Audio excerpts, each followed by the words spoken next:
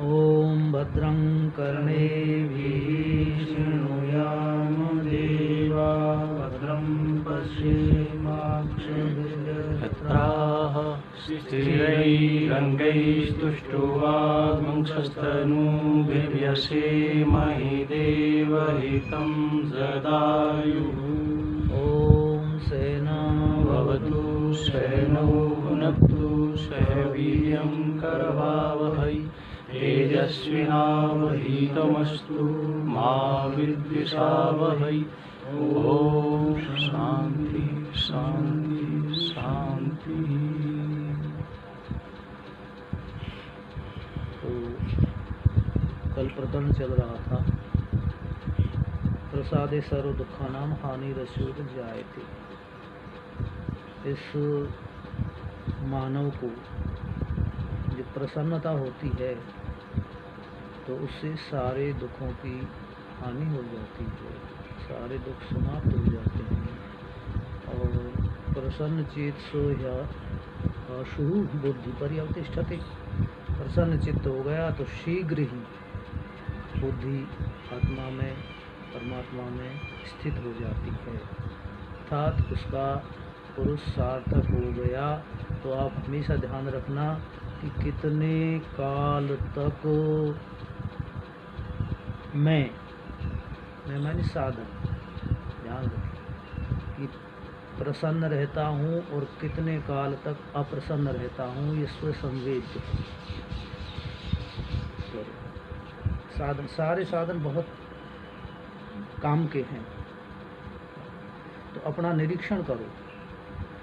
अप्रसन्न रहते हो तो इसका तात्पर्य आपकी इंद्रियां, मन, बुद्धि आदि वश में नहीं है, इसलिए अप्रसन्नता का कारण ये है। अरे और इससे होने वाले लाभ हानि भी आपको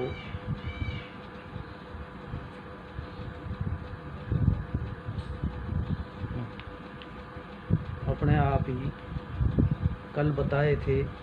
प्रसन्न चित्त होने पर लाभ क्या होता है? शरीर कोशिकाएं बनाता है जो आपके उत्थान में सहायक होती हैं, प्रगति में सहायक होती हैं। प्रसन्न नहीं हो तो निर्मित कोशिकाओं का ह्रास होता है, नाश होता है। ये कल चर्चा की थी। अब उसी प्रसन्नता की भगवान स्तुति कर रहे हैं, वर्णन कर रहे हैं। नास्ति बुद्धिरयुक्तस्य न चायुक्तस्य भावना न च भावयतः शांति रशान्तस्य कुतः सुखम्। अयुक्तस्य बुद्धि न अस्ति। अयुक्त शाब्दिक अर्थ साथ साथ में करो। अयुक्त मानी अंतःकरण संयुक्त है, एकाग्र है, जिसका उसको युक्त कहेंगे। और वह समाहित नहीं है, चंचल है, उसको अयुक्त कहेंगे। ये अच्छा।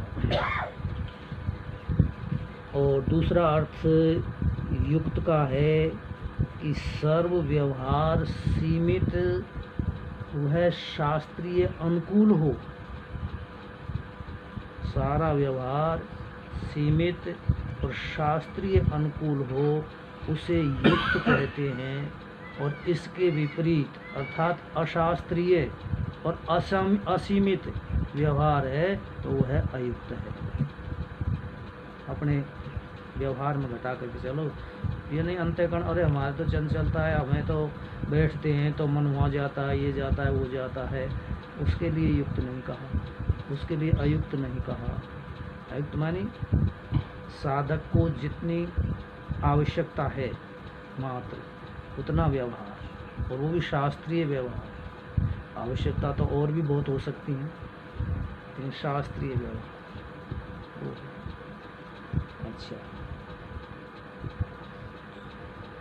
शास्त्रीय व्यवहार में सब कुछ आ गया। अभी जो प्रकरण चल रहा था थोड़ी देर पहले, सर्वभूत हिते रतः, सर्वभूत हिते रतः ते मामेव प्राप्नुवन्ति। गीता जी में कहेंगे आगे, जो सारे प्राणियों के हित में रत रहते हैं ते माम एव प्राप्नुवन्ति। माम प्राप्नुवन्ति न, माम एव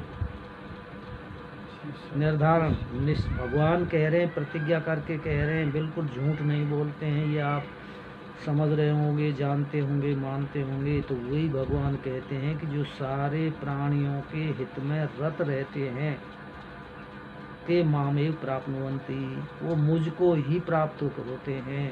हम कहेंगे, आप तो कहते हैं कि जो जिसका चिंतन करता है उसी को प्राप्त होता है।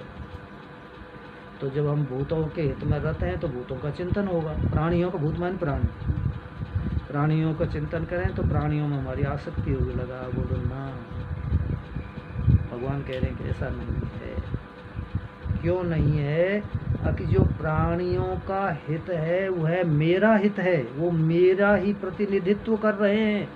मुझे जो काम करना चाहिए उस काम को वो कर रहे हैं, मेरी सहायता कर रहे हैं, मेरी सेवा कर रहे हैं। इसलिए भूतों की सेवा नहीं, भूतों का हित नहीं, वो मेरा हित कर रहे हैं। ये भगवान के वाक्यों का अर्थ है। भागवत जी में स्पष्ट रूप से कहा है कपिल गीता में, हे माँ, कपिल भगवान कह रहे हैं देवकी जी से कि जो सारे, निमत कर दो, जो सारे प्राणियों के अंतःकरण में रहने वाला मैं हूँ, उस मैं को छोड़ करके और जो अर्चा की अर्चना करते हैं, मूर्ति विग्रह, ये मेरे लिए माँ सबसे बड़ी विडम्बना है।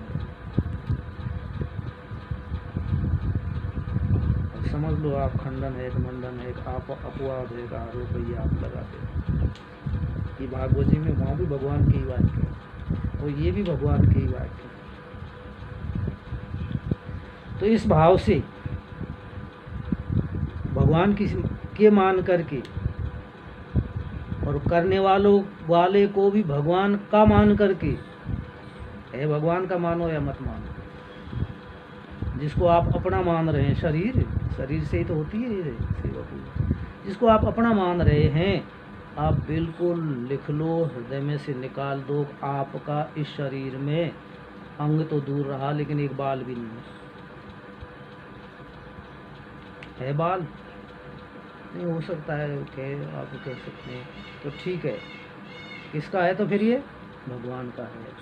तो भगवान के बनाए हुए शरीर में से केवल एक बाल को आप निकाल लो, उसका लो, जड़ सहित ले लो। ऊपर से काटते हैं जो, तो जड़ ना रह जाते जाकर के हम उसे नहीं लगा सकते, जड़ वाला पौधा तो लग सकता है ना। तो बाल को जड़ में से उखाड़ करके फिर आपके कहने वाले शरीर में, आपके मानने वाले शरीर में उस बाल को उसी तरह से आप लगा दो, फिट कर दो। मुँह मांगी इनाम मिलेगी आपको भगवान की तरफ से। इसलिए भगवान को कहना पड़ा कि माँ ये विडम्बना है। मतलब विडम्बना का तात्पर्य भगवान को कलेश है। अपनी भाषा हिंदी में थोड़ा विवरण से दिया। विडम्बना ये तो कहते हैं, बड़ी आश्चर्य की बात, ये विडम्बना है। तो इससे क्या होगा? इसलिए कहा है कि अयुक्त है, समाहित चित्त नहीं है जिसका, उसको क्या कहें? नच अयुक्तस्य भावना नास्ति बुद्धि। पहले तो बुद्धि नहीं होगी। बुद्धि कौन सी? अभी भाष्य की इसी पंक्तियों को पढ़ूंगा, बहुत सुंदर भाष्य है। बुद्धि नहीं होती, उसी में खुल जाएगा। और अयुक्त की फिर भावना नहीं होती है, और भावना नहीं है नच अभावयतः शांति, और भावना सही नहीं है जिसकी, तो फिर शांति भी नहीं है। और अशांतस्य कुतः सुखम, फिर अशांत को किसी भी प्रकार से सुख नहीं मिल सकता। जिस विषयों में हम लग रहे हैं, जिस विषयों में यह मान्यता दाहिन खींच करके ले जाती है, तत्र न सुखम, तस्मिन् विषय न सुखम अपितु, यहाँ कहेंगे कि सुखस्य गंध मात्रम अपि न, सुगंध गंध भी नहीं आवे, लेस मात्र भी, अभी कहेंगे। तो शाब्दिक अर्थ तो सीधा लगा लो। न अस्ति माने न विद्यते न भवति इति अर्थ है क्या? बुद्धि कौन सी? आत्मस्वरूप विषय। कहते हैं कि जो आत्मस्वरूप विषयक बुद्धि है, आत्मा में स्थित रहने वाली बुद्धि है, वह नहीं है। किसमें? अयुक्तस्य अर्थात असमाहित अंतःकरणस्य। भाष्य में आ रही समझ में? समाहित अंतःकरण नहीं है, असमाहित है अंतःकरण जिसका, उसका आत्मचिंतन विषयक बुद्धि नहीं है, ये अर्थ। न च अस्ति अयुक्तस्य भावना, और कौन सी? आत्मज्ञान अभिनिवेश। और जो समाहित अंतःकरण नहीं है, बस में अंतःकरण नहीं है जिसका, उसका आत्मज्ञान विषयक भावना नहीं बनती है। अभिनवेश कहें जैसे शरीर में कोई अभ्यास पड़ गया और उसका एक अभिमान तो नहीं कह सकते, लेकिन अभिनवेश मानी उसकी एक क्या कहेंगे उसे, चढ़ा हुआ सा रहे, भूत सा चढ़ा हुआ रहे शरीर में, उसका हमेशा ध्यान रहे, उसे अभिनिवेश कहते हैं। मैंने आत्म विषयक अभिनिवेश माने वो नशा नहीं चढ़ता है, अपने हिंदी में ले लो उसे, आत्म विषयक नशा नहीं चढ़ता है।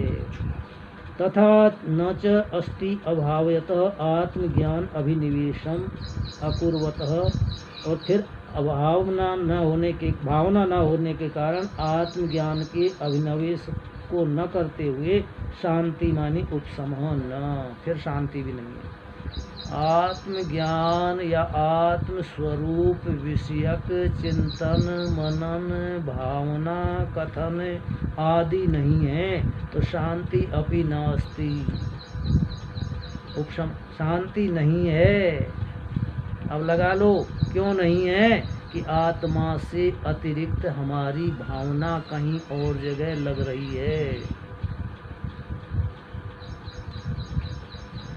अशांतस्य कुतः सुखम, इसलिए अशांत को सुख नहीं मिल सकता।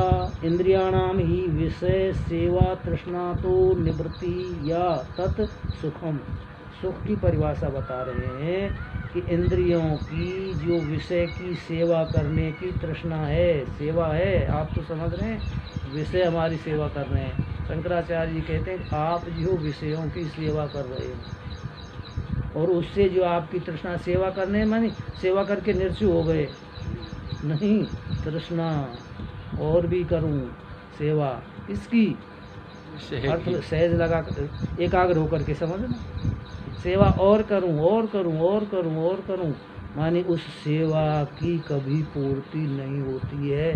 कौन सी सेवा की? विषयों की सेवा की। सावधान रह करके सुनो। कभी माने यूँ समझ लो सीधे सीधे शब्दों में, मेरे भाइयों, इस संसार से कभी भी पूर्ति नहीं होती है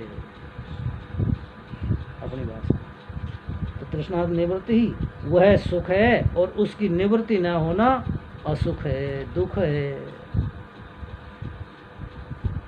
इसलिए न विषय विषया तृष्णा दुखम एव ही सा, विषय के विषयक मैंने विषयों में जो तृष्णा है उसमें हमारी भ्रांति तो है सुख की, लेकिन भाष्यकार भगवान कहते हैं कि तत्सुखम न विषय तृष्णा, वो तृष्णा है, अपितु दुखम एव ही सा, वो तृष्णा जो विषयों की सेवा करने की, पैर दबाने की, बढ़िया बढ़िया उनको खिलाने पिलाने की, उनको खींच करके लाने की, ये तृष्णा है। ये कहते हैं कि वह तृष्णा ही दुख है। और बहुत मार्मिक पंक्ति है, इसको लिख लेना अपने हृदय में और याद कर लेना। न तृष्णायाम सत्याम सुखस्य गंध मात्रम अपि उपपद्यते इति अर्थ। माने तृष्णा के होने पर सुख तो दूर रहा, लेकिन सुख की गंध भी नहीं आएगी,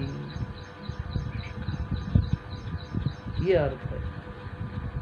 गंध भी नहीं आ सकती और लग रहा है कि हम सुख भोग रहे हैं और भोग नहीं रहे तो भोगेंगे जरूर इनको पैदा करके।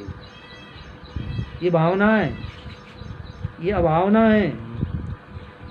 न च अभावयतः सुखम शांति न अशांत अशांत से कुतः सुखम। ये भावनाकार इनका ये अर्थ है।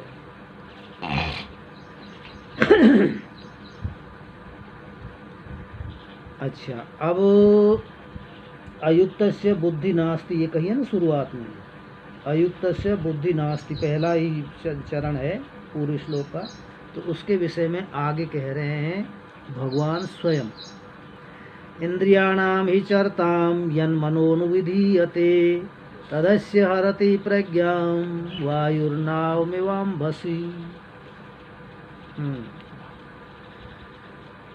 कहते ही मान क्योंकि इंद्रियाणाम चरताम यत मनः अनुविधीयते, इंद्रियों में जो इंद्रियां जो अपने विषयों में विचर रही हैं, और यन मनो अनुविधीयते, उस इंद्रिय के साथ में मन का जो संबंध है, या मन के इंद्रिय के साथ में मन लगने पर जो विधान किया है उसमें मन लग गया।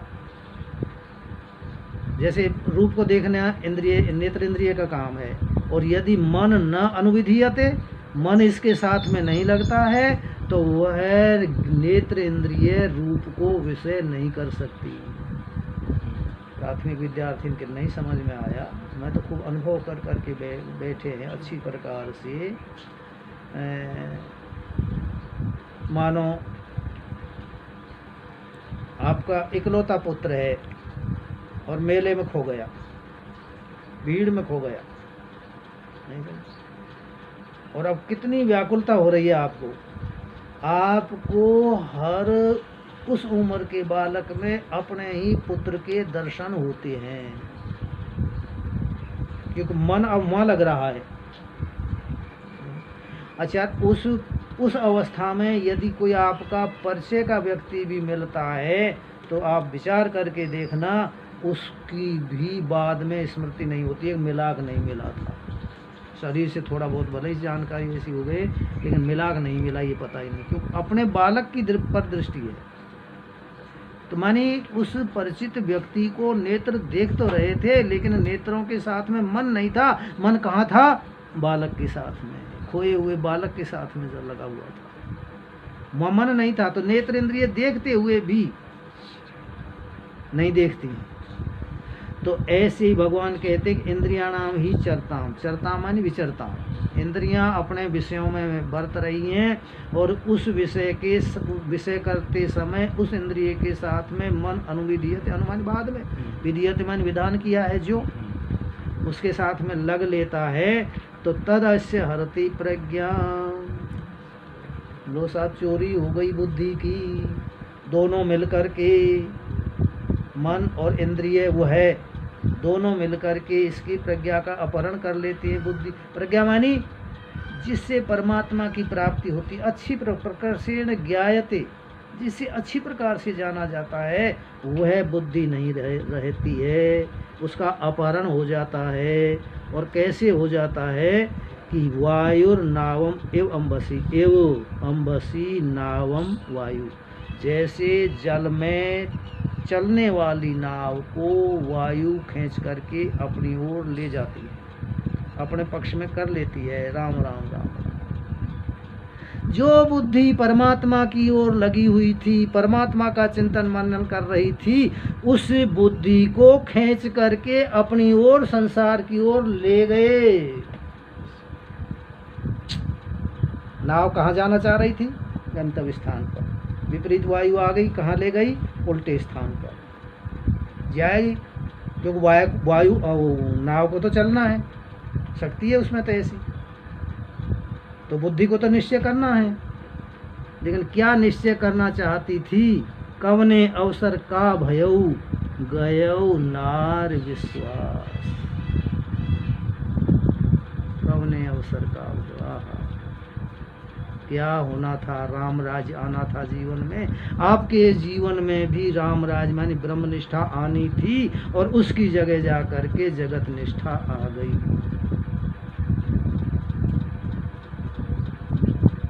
कब दें अवसर का? वायु और नाव में बाबा जी। बस अब आगे नहीं कहें, कहा यही सोच लो अब क्या है कौन नहीं है क्या, ये तो आपकी बात है जा करके तो वो हर लेती हैं। अच्छा यहाँ ये तो आपको कई बार बता दिया कि जो अपहृत वस्तु है वह अपहर्ता के अधीन हो जाती है, अथवा यूँ कहो कि ये वह आज्ञाकारी बन जाती है अपहृत वस्तु। तो अब बुद्धि जो शासन करने वाली होनी चाहिए थी, जो इस रथ को चलाने वाला सारथी होना चाहिए था, वह बुद्धि अब इनके वश में हो गई, इनकी आज्ञाकारी चेली बन गई। बहुत हिंदी में लेकर के आज्ञाकारी, और आज्ञाकारी शिष्य को तो तुम पता ही है और किस प्रकार से दौड़ना पड़ता है। तो अब आज्ञाकारी बन गई किनकी? जो चरताम विषयाणाम, जो विषयों में इंद्रियां विचर रही हैं और जो मन उनके साथ में लगा है, उनकी दासी बन गई। राम राम राम। और एक मार्मिक बात और सुन लो, यहाँ आगे कहेंगे भगवान कि बुद्धिम, भगवान कहेंगे आगे, बुद्धि को तू मेरे में प्रवेश कर दे। बुद्धि को मुझ में लगा, मानी बुद्धि को मांगने के लिए भगवान आपके पास में आएंगे। आगे गीता जी में आएंगे इसी समझ। तो आप देने वाले हुए और भगवान क्या हो गए? सीधे सीधे शब्दों में भिखारी।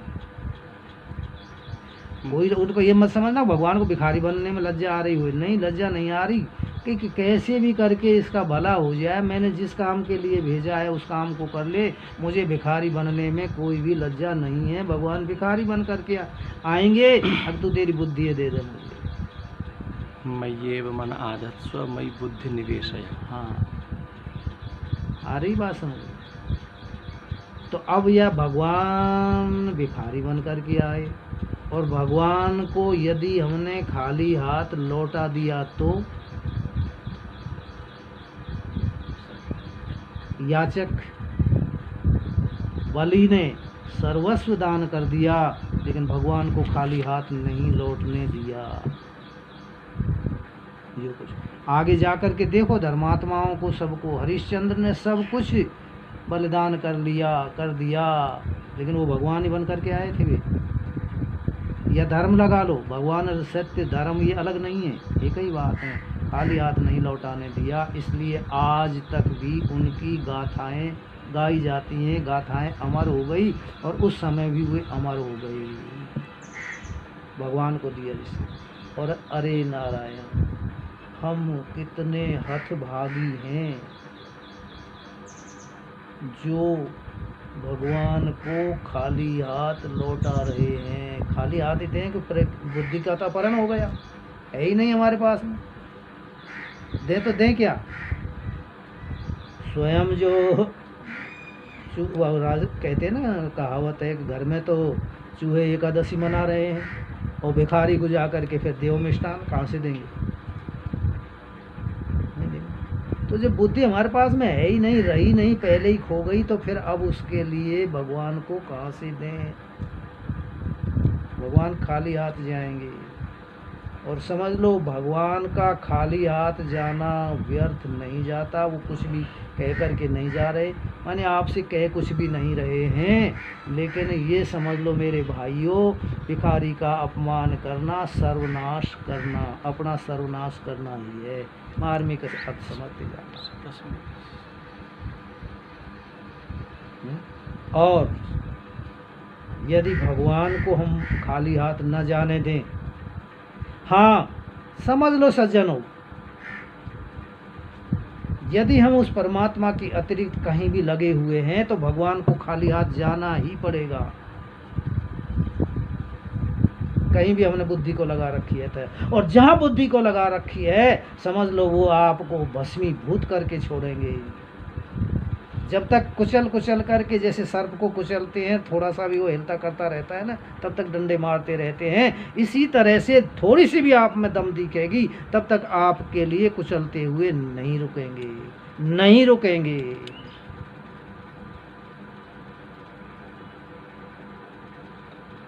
यदि बात समझ में आ रही हो तो और भगवान उनको बुद्धि दी हुई है, वह इसी जन्म में बुद्धि का नाश नहीं करते, इसी जन्म में बुद्धि को सेविका नहीं बनाते, जन्म जन्मांतरों तक बुद्धि सेविका रहेगी ही, दासी बन के रहेगी ही उनकी, उनका कभी अंत आएगा ही नहीं। और यदि भगवान को लौटा दी तो भगवान का स्वभाव क्या है? भगवान सबके पिता है, माता है और दाता है। माता है, माता का स्वभाव क्या होता है पता है तुमको? माँ ने दिया लड्डू छोटे बच्चे को, घुटरुन चल रहा है, थोड़ा थाक थाक करके चल रहा है, पैरों से भी चलने लग गए, समझना। माँ ने दिया लड्डू क्या करके, ठीक, लड्डू बेटा ने ले लिया, खाने से पहले ही माँ ने तुरंत मांग लिया, लियो बेटा मुझे दियो।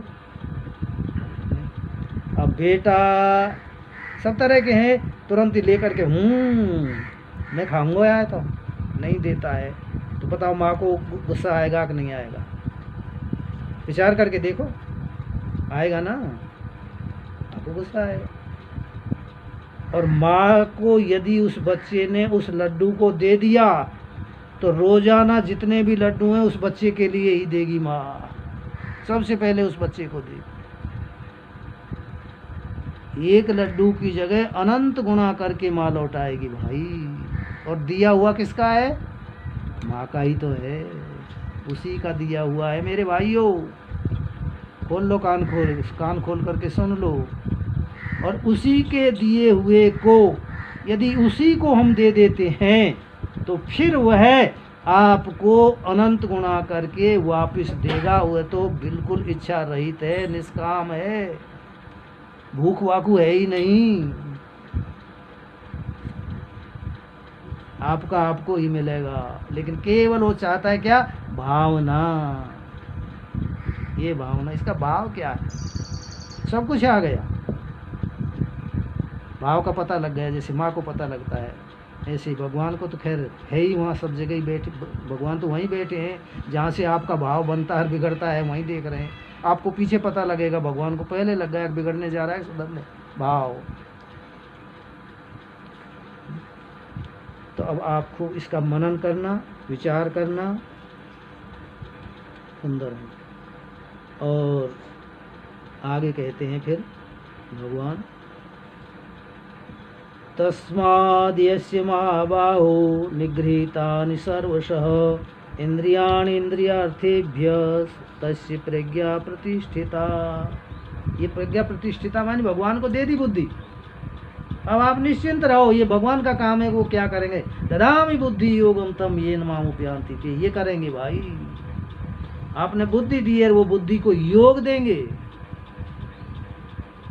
बुद्धि योगम, बुद्धि से आपको संयुक्त कर देंगे जाकर के। इसलिए कहा है तस्मात् महाबाहो, तू घबराओ मत, तेरी लंबी लंबी भुजाएं पकड़ करके खींच करके लिया इसको, ये ले जा रहे हैं। तो महाबाहो संबोधन का अर्थ है बुद्धि को येन केन प्रकार न मानो ले भी गए, ये लगी हुई भी है, समझो साधक को अच्छी तरह से।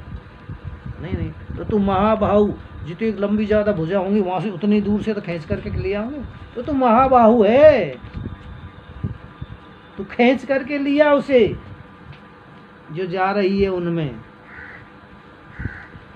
तो तस्माद् यस्य महाबाहो सर्वशः निगृहीता इंद्रियाणि इंद्रियार्थेभ्यः सर्वशः निगृहीतानि, इंद्रियों के विषयों से सब प्रकार से निगृहित हैं, वश में हैं, एकाग्र हैं, मान लीजिए। तो तस्य प्रज्ञा प्रतिष्ठिता, उसकी प्रज्ञा स्थित है, अर्थात भगवान को दे दी उसने, ये अर्थ।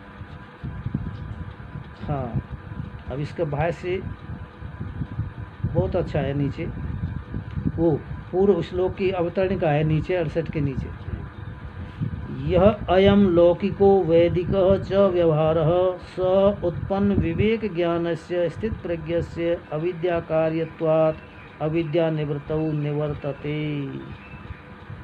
यह मानी जो यह लौकिक च वैदिक व्यवहार है। लौकिक और वैदिक दोनों व्यवहार हैं, बिल्कुल सुन लो। प्रत्यक्ष श्रोता भी और परोक्ष श्रोता भी। लौकिक और वैदिक जो व्यवहार स उत्पन्न विवेक ज्ञानस्य स्थित प्रज्ञस्य अविद्या कार्यत्वात्, यह विवेक उत्पन्न हो गया है, स्थित प्रज्ञा जिसकी हो रही है उसके लिए अविद्या का कार्य होने से लौकिक और वैदिक व्यवहार साधक के लिए, सबके लिए तो खैर है ही, लेकिन साधक के लिए भी अविद्या का विषय होने के कारण से, अज्ञान का विषय होने के कारण से अविद्या निवृत्तौ निवर्तते, अविद्या की निवृत्ति होने पर यह व्यवहार भी निवृत्त हो जाता है।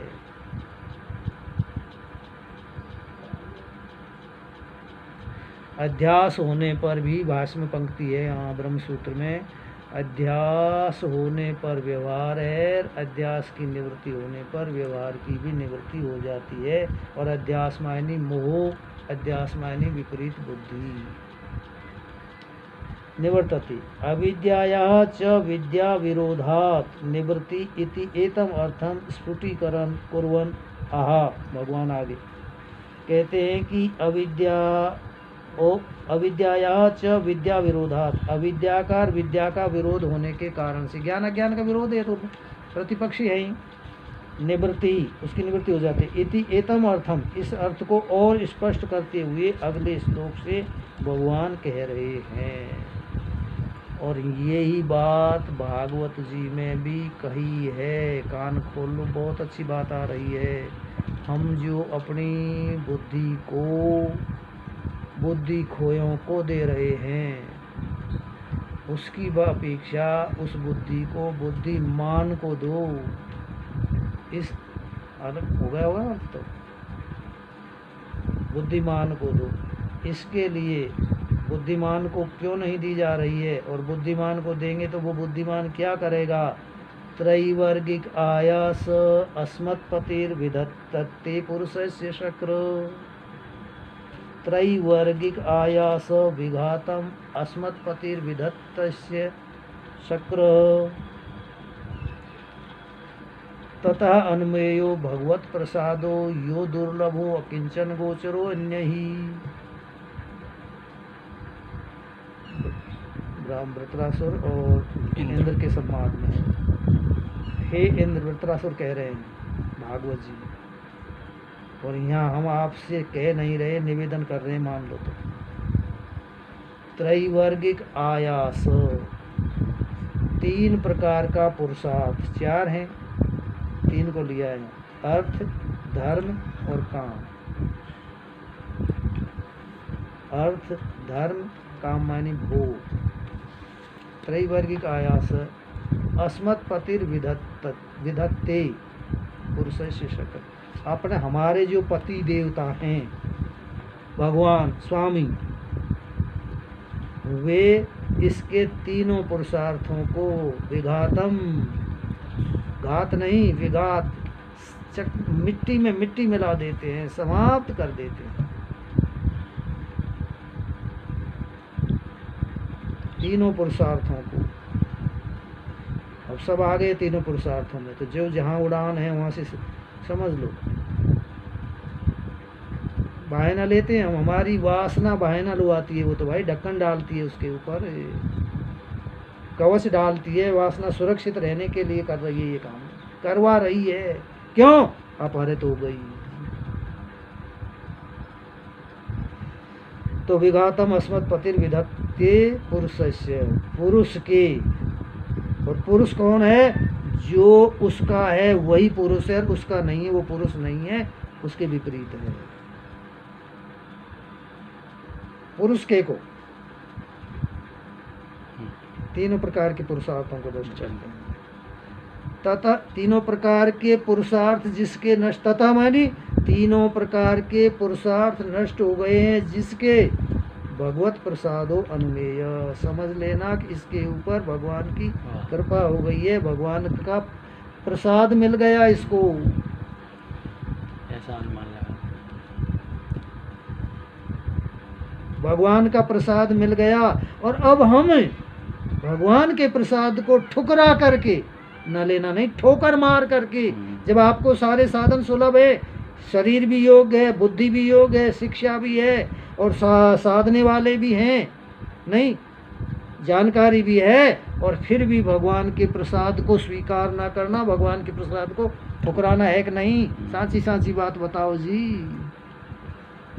ठुकराना है ना? क्यों ठुकरा रही है? कौन ठुकरा रही है?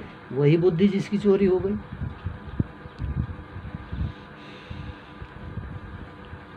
प्रसाद तो जरूर ले रहे हैं, प्रसाद तो जरूर ले रहे हैं, लेकिन किसका ले रहे हैं ये आप ही सोचना। मैं जानू भी ना है, कहूँगा भी ना है। जाके सेवा कर रहे हैं तब प्रसाद। ये जो कह रहे हैं कि ब्रह्मचारी का जाके सेवा कर रहे हैं, वही तो देखो प्रसाद है। जय राम जी की। तो ततः अनुमेय भगवत प्रसाद हो, भगवान का प्रसाद मिल गया। ये अनुमेय मानी अनुमान लगा लेना, समझ लेना, सोच लेना। और तीनों पुरुषार्थों में यदि आप लगे हुए हैं तो भगवान का प्रसाद आपको नहीं मिल रहा है, भगवान की कृपा आपको नहीं मिल रही है। जिसे आप कृपा मानते हैं वो कृपा नहीं है, दया भले ही कह सको। तो दया तो भगवान का स्वभाव है। अब वो दया उल्टी पड़े सीधी पड़े, दया तो भरत ने भी करी हिरण के बच्चे के साथ।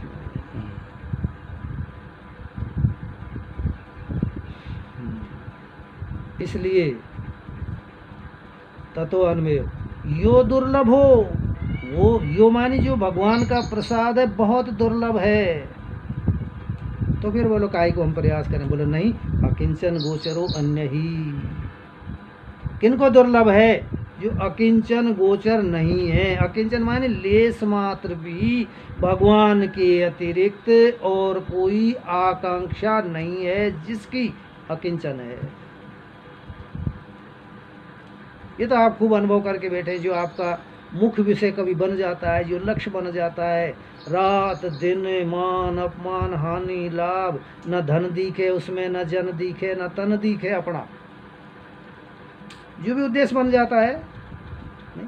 तो जब सांसारिक उद्देश्य की पूर्ति के लिए ही ऐसी दशा पैदा करनी पड़ती है, और फिर भगवान के लिए पैदा ना करें, तो इसमें कहने की बात क्या है?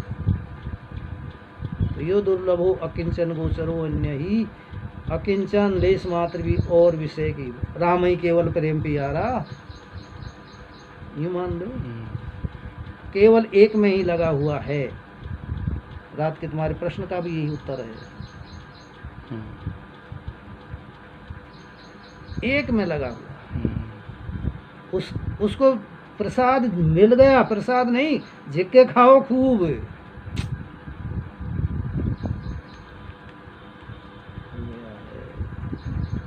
अब समझ लीजिए कि हम हमारे साथ में कितना बड़ा अन्याय कर रहे हैं। तो ये लौकिक और व्यवहार जो है वह घातक होने के कारण भगवान कह रहे हैं आगे, या निशा सर्वभूतानां तस्यां जागर्ति संयमी, यस्यां जागृति भूतानि सा निशा पश्यतो मुने। सर्वभूतानाम या निशा, सारे प्राणियों की जो रात्रि है, तस्याम संयमी जागृति, जागृति संयमी मानी सन्यासी। यहाँ संयमी सन्यासी के लिए कहा। अपने ऊपर बस में कर लिया है, अपने आप में बस में कर लिया है शरीर जिसने, मन इंद्रियां आदि जो पहले कह दी हैं, तो वो संयमी ही सारे भूत प्राणियों की रात्रि में जागता है। ये जागना नहीं है कि मैं तो 2-3 घंटे ही सोता हूँ मानो, और फिर से स्वामी जी जागता ही जागता नहीं। भूत प्राणियों की रात है परमात्मा को पीठ देना, परमात्मा की ओर से सो जाना, उसमें संयमी जागता है। वो स्वप्न नहीं देखता, खर्राटे नहीं भरता, वो उसमें जागता है, सतर्क रहता है, निरंतर स्थित रहता है परमात्मा में, ये अर्थ है। और यस्याम जागृति भूतानि, जिसमें सारे प्राणी जागते हैं विषयों में, संसार में, भोगों में, पद में, प्रतिष्ठा में, पूजा में, जयकारे में, जागते हैं। सा निशा पश्यतो मुने, पश्यतः मुने, जिसने परमात्मा को देख लिया है, जान लिया है, वह मुनि, उसके लिए निशा पश्यति, रात्रि देखता है, उसकी वो रात्रि सोता है खर्राटे भर के आराम से।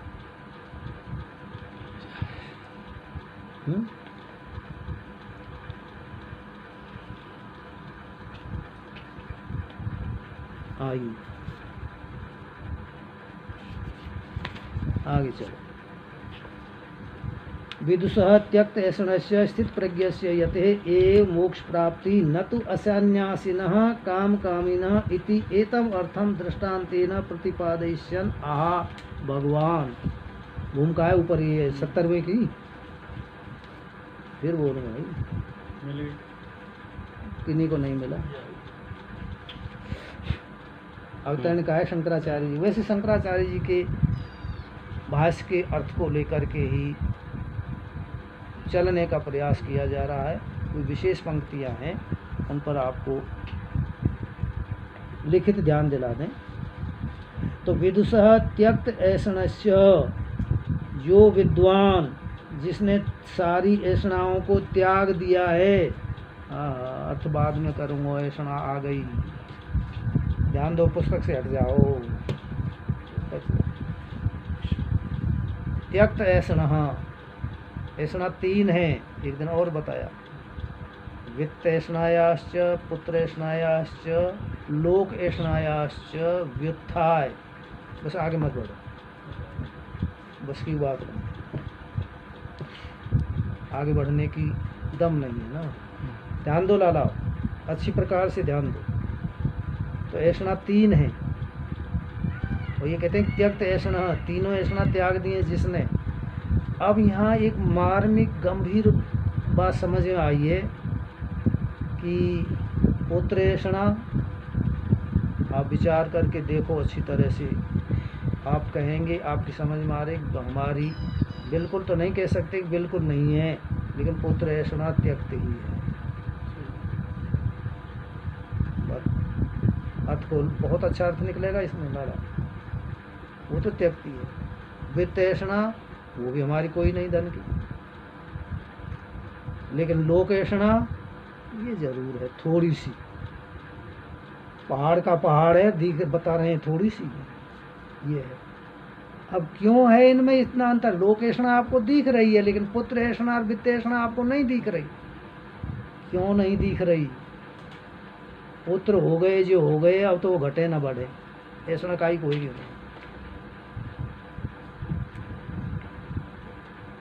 बहुत अच्छी तरह अर्थ लगाना, आपके जीवन में उतारना।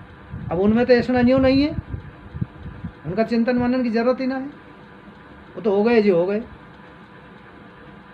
तो पुत्र ऐषणा पे तो यूँ दृष्टि नहीं है, बल्कि पुत्र ऐषणा है। पुत्र ऐषणा नहीं हो तो वित्त ऐषणा होगी ही नहीं। भिक्षाचर्यम चरंती, केवल 2 रोटी की ऐषणा होगी, फिर और होगी ही क्यों? लेकिन हमें लग रही है कि न पुत्र की है न धन की है, ऐसा लोक की जरूर है। उसको भी आएंगे, निर्मूल करने के लिए प्रयास करेंगे, बताएंगे जो समझ में आई है। अच्छा, तो है पुत्र ऐषणा, लेकिन लग रही है नहीं है। वित्त ऐषणा है, लेकिन लग रही है नहीं है, क्योंकि वित्त का जो रोटेशन बनना था, जो मार्ग उसको पकड़ करके आपकी ओर आना था, वो तो बन चुका, सड़क बन गई सीधी, अब तो ढाल बन गई वित्त की, चाहे कोई भी क्यों ना हो। इसलिए लग रही है कि उसकी तो हमें आवश्यकता है। आँख वो नहीं है, ऐसा नहीं है, वो तो आ रहा है स्वतः ही। लेकिन सज्जनों, दोनों की ऐसा है। अच्छा, सीधे सीधे बात बताओ, वित्त की ना हो और पुत्र की नहीं हो, तो फिर मान लीजिए शरीर निर्वाह मात्र प्रयोजन हो, मान लीजिए तो आपको दाल रोटी भी मिल रही है, रहने को मकान भी बन गया, उसका स्रोत भी बन रहा है, आ रही है पा रही है, फिर अरबों खरबों तक जाने की क्या जरूरत है? वो बताइए। विदेशों में बैंक बैलेंस कराने की क्या जरूरत है? फिर बताइए। उसमें पहले तो वही 2 हैं और उसके बाद में फिर लोक ऐषणा। अब 2 तो इनको 2 ऐषणा, पुत्र ऐषणा और वित्त ऐसा, इनको एक बार मार्ग मिल जाता है, रास्ता मिल जाता है, और आप ठीक प्रकार से यदि कार्य कर रहे हैं तो ये तो स्वतः ही ढर्रा पड़ गया इनका, तो ये तो आएंगे। बेटान को आपकी सेवा करनी है, और धन को जो आपने मार्ग बना लियो वो तो आनो है, आएगा। तो उनको वर्तमान के प्रयास की बहुत कम आवश्यकता है दोनों को, लेकिन लोक ऐसा को वर्तमान प्रयास की आवश्यकता नहीं, खून पानी एक करवा देती है लोक ऐसा। इसको वर्तमान के पुरुषार्थ की आवश्यकता है, इसलिए हम रात दिन इसमें लगे रहते हैं, दोनों की पूर्ति होने पर भी। आ रही समझ? इसलिए कहना कि त्यक्त ऐसणस्य, त्याग दी है ऐसणा जिसने। अब खूब समझ लिया होगा, अच्छी तरह विचार करना। सारे ही हमारे धार्मिक ग्रंथ हैं, आध्यात्मिक ग्रंथ हैं, वे सब हमें वर्तमान में जहाँ हैं वहाँ से आगे बढ़ाने के लिए हैं, आगे बढ़ाने के लिए हैं, और वो उस पुस्तक में ही रखने के लिए नहीं, अपने जीवन में उतारने के लिए हैं। तो आप सर लगाना, वो तीनों ऐसनाएं बाधक हैं। इसलिए कह दिया, भाष्यकार भगवान कहते हैं कि विदुषः त्यक्त ऐसनस्य स्थित प्रज्ञस्य यति, ये सब होगा विद्वान, सब में षष्ठी है, विद्वान ऐसा त्याग दिए जिस स्थित प्रज्ञ यति में एव मोक्ष प्राप्ति, उसको ही मोक्ष प्राप्ति होती है। एव अब तो आ गई होगी समझ में, उसको ही होती है। न तो असन्यासिनः अर्थात काम कामिनः इति, जो सन्यासी नहीं है, मैंने कामनाओं का ही कामी है, दास है, सेवक है, जो है असन्यासी वह है। एतम अर्थम दृष्टांतेन प्रतिपादयिष्यन् आहा भगवान, इस अर्थ को दृष्टांत के द्वारा वर्णन करते हुए भगवान कहते हैं, उसके अंदर कामनाएं किस प्रकार से प्रवेश करती हैं, ऐसनाएं किस प्रकार से प्रवेश करती हैं, ये अर्थ है। आपूर्यमाणमचल प्रतिष्ठम समुद्रमापः प्रविशन्ति यद्वत् तद्वत् कामा यम प्रविशन्ति सर्वे स शान्तिमाप्नोति न काम कामी। कहते हैं कि आपूर्यमान यद्वत्, जैसे परिपूर्ण समुद्र में आपमानी नदियां प्रवेश कर जाती हैं, नदियों को समुद्र में प्रवेश करने के पश्चात नदी नाम और नदी रूप मिट जाता है, वो समुद्र ही समुद्र हो गई, बन गई। तद्वत् कामा यम प्रविशन्ति सर्वे कामा, जिस पर उसी की तरह से सारी कामनाएं जिसमें प्रवेश कर जाती हैं साधक में, स शांति में आपनोति, वो शांति को प्राप्त होता है। काम कामी, कामनाओं की कामना करने वाला शांति को प्राप्त नहीं होता है, और अशांत से कुतः सुखम, उसको सुख भी नहीं होता है। विहाय कामान यह सर्वान् पुमांश्चरति निष्प्रियः निर्ममो निरहंकारः स शान्तिमधिगच्छति। अब वही पहले दिन आपसे कहा था, भगवान स्थित प्रज्ञ के स्वरूप का और साधनों का वर्णन करते हैं। उसमें सबसे पहले कामना ली, मध्य में कामना ली, ध्यायतो विषयान, और अंत में अब उपसंहार कर रहे हैं 71वें श्लोक से। उसमें भी यही कह रहे हैं कि जो पुमान पुरुष सर्वान कामान विहायो, जो पुरुष सारी कामनाओं को त्याग करके निष्प्रह इच्छा रहित, निष्प्रह माने इच्छा रहित, निर्मम ममता से रहित, अहंकार से रहित, चरति विचरण करता है ऊपर से, स शांति में अधिगच्छति प्राप्नोति, वह शांति को ही प्राप्त करता है, अर्थात मुझे प्राप्त करता है। ये अर्थ है इसका। क्यों कि कामना यदि अंतःकरण में बैठी हुई है तो वह कामना कैसे है सज्जनों? जैसे आपके पास में बहुत सुगंधित इत्र आ गया, सेंट आ गया, सीसी आ गया पास में, लेकिन जुखाम से होने के कारण, जुखाम बिगड़ जाने के कारण आपके नकुआ भरे हुए हैं, दोनों नाक भर रही हैं, बोलने में भी सांस लेने में भी कठिनाई आ रही है, क्या वह सुगंधी आपको आएगी? नहीं आएगी, होते हुए भी नहीं आएगी ना। तो बताओ कितनी सुंदर सुगंधी थी, उससे वंचित हो गए नाक भरी होने के कारण। तो जिसका हृदय कामना से भरा हुआ है उसको सुगंधी में आनंद स्वरूप परमात्मा की गंध भी नहीं आ सकती है। समझ लो,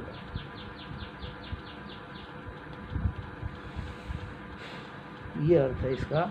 इसलिए भगवान कह रहे हैं कि ऐसा ब्राह्मी स्थिति पार्थ नैनाम प्राप्य विमुह्यति स्थित्वा श्यामंत कालेपि ब्रह्म निर्वाण मृच्छति। हाँ, कहते हैं हे पार्थ, यह पार्थ संबोधन दे दिया, पार्थ प्रथापुत्र। चलो, ऐसा ब्राह्मी स्थिति, यह ब्राह्मी स्थिति माने ब्रह्म में स्थित होने वाली स्थिति है, यह एनाम प्राप्य विमोहयति न, इसको प्राप्त करके मोहित नहीं होता है। और अंतकाले अपि अश्याम स्थित्वा, अंतकाल में वैसी अंते, अंतकाल का यहाँ शंकराचार्य जी अर्थ कर रहे हैं, वैसी मानी आयु के अंतिम समय में भी, वृद्धावस्था में भी इसमें स्थित होकर के ब्रह्म निर्वाणम ऋच्छति मानी प्राप्नोति। निर्वाण जो ब्रह्म है, बाणों से खाली, घावों से खाली, दुखों से खाली रहित जो भगवान है उसको प्राप्त होता है। निर्वाण शब्द इसीलिए कहा है, अब इससे भिन्न, परमात्मा से भिन्न सब वाण हैं, दुख हैं, और यह निर्वाण है यह पद, इसलिए उसमें स्थित होता है। आगे इसकी भाष्य की पंक्ति और सुन लो नीचे। स्थित्वा श्याम मन स्थितौ ब्राह्म्याम यथोक्तायाम, ब्राह्मी स्थिति जो ऊपर कही है उसमें स्थित होकर के अंतकाले अपि, अंते वैसी अपि, वायु के अंतिम भाग में भी ब्रह्म निर्वाणम माने ब्रह्म निर्वृत्तिम मोक्षम, सुख स्वरूप आनंद स्वरूप जो परमात्मा है, मोक्ष है, उसको ऋच्छति मानी गच्छति प्राप्नोति, प्राप्त करता है। किमु वक्तव्यम ब्रह्मचर्याद एव संन्यस्य यावत् जीवम यो ब्रह्मणि एव अवतिष्ठति स ब्रह्म निर्वाणम ऋच्छति इति। फिर उसकी तो बात कहनी ही क्या है, जो बालपन से ब्रह्मचर्य का पालन करके बाल अवस्था से और उस परमात्मा में स्थित होने का प्रयास कर रहा है, समझ रहे हो, उसकी तो बात कहनी ही क्या, कैमुक्तिक न्याय, उसकी तो बात कहनी। बालापन से हरि भजे जगते रहे उदास, तीरथ हुआ आशा करें कब आवे हरिदास। लग गया? ओ लग तो गया, लगा लेना, लगा लेना, चिपका लेना, लगा के फेंक मत देना, पल्ले झाड़ कथा मत सुनियो।